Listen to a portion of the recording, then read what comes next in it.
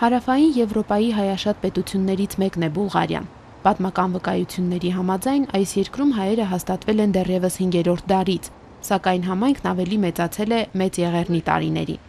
Բուլղարահայերը բնակություն են հաստատել գրեթե բոլոր քաղաքներում, ավելի շատ Պլովդիվում, Վառնայում, Բուրգասում, Ռուսեում և Սոֆիայում, և ինչպես միշտ առաջին գործը, որ նախաձեռնել են հայ գաղթականները, եղել է եկեղեցու շինարարությունը։ Մայրաքաղաք Սոֆիայում ապրող հայերի համար էլ պապերից ստացած ամենաթանկ ժառանգությունը եկեղեցին է։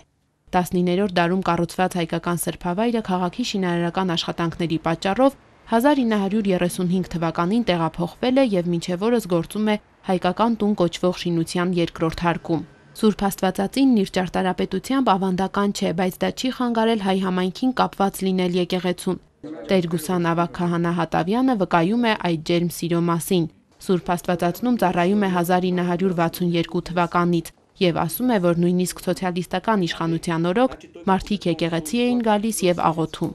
Տեր-հայրն առանձնակի ուրախությամբ է խոսում առաջնորդական նոր տեղապահ ունենալու մասին, ասելով, որ Աբգար վարդապետի գալով վերակենդանացել է իրենց հոգևոր կյանքը։ Հայր Սուրբը առաջարկեց և ոչ միայն առաջարկեց, այլ նաև և գազմագերբեց։ Ամեն ուրբաթ երեկոները ունենանք երեկոյան ժամերկություն և ինքը հանձնարավ հավատացյալներուն համար և ինչու չէ նաև և հոգևոր հովիվին համարալ այդպես կրոնական դասեր դալու Աստվածաշունչ մատյանեն։ Մայրաքաղաքի և ողջ Բուլղարիայի հայությունն անհամբերությամբ սպասում է նոր եկեղեցու շինարարության ավարտին և օծմանը։ Սոֆիայի կենտրոնում կառուցվող Սուրբ Աստվածածին եկեղեցին Բուլղարիայի հայոց թեմի ամենամեծ եկեղեցին է լինելու։ Գմբեթի բարձրությունը 22 մետր է։ Շինարարությունն այստեղ սկսվել է 2006 թվականին, ավարտը նախատեսվում է 1-2 տարուց։ Ի տարբերություն Բուլղարիայի մյուս հայկական եկեղեցիների, Սոֆիայի նոր եկեղեցին ավանդական հայկական ճարտարապետական ոճով է։ Կենտրոնագմբեթ է, ունի գավիթ և զանգակատուն։ Կենտրոնական մասում միայն ավագ խորանն է լինելու։ Առաջին հարկում նախատեսվում է հայկական մշակույթի կենտրոն ստեղծել։ Եկեղեցու նախագծի հեղինակը վաստակաշատ ճարտարապետ Հակոբ Կարագաշյանն է։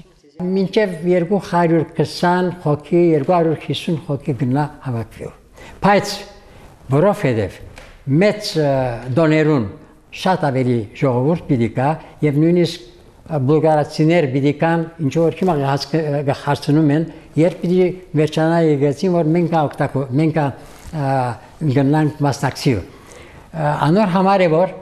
ես վերած եմ այդ կավիտը թուր չգա, թուր գա, բայց թուրը ձալված թուր պիտի լա, որ երբ շատ ժողովուրդ հավաքվին է, այդ կավիտը նույնպես օգտագործվի եկեղեցի եղողներուն համար։ Եկեղեցու շինարարության հարցերով մինչ օրս զբաղվել է եկեղեցական վարչությունը։ Ատենապետ Վահրամ Քարաջյանի խոսքով վերջին 2 տարում լուծվել են էլեկտրական և ջրային կոմունիկացիաների հարցերը, տեղադրվել են դռներն ու պատուհանները։ Ատենապետը երախտագիտությամբ հիշում է բոլոր բարերարներին, միաժամանակ նշելով, որ շինարարության վերջնական ավարտի համար դեռ շատ գործ կա անելու։ Մարկար Շիրինյան անիգա արավ ամբողջովին շնեց եկեղեցին առաջին մասը բադերը, դանիքը և նվիրեց եկեղեցին։ Անիգա ամենամեծ նվիրականը նվիրեց 720,000 եվրո։ Բուլղարիայի հայոց թեմն այս տարի նշում է կազմավորման 145-ամյակը։ Մարդիկ ափսոսում են, որ հոբելյանական տարում չավարտեցին նոր եկեղեցու շինարարությունը, սակայն հույս ունեն հավատի նոր տունը բուլղարահայերին պարգևել շուտով։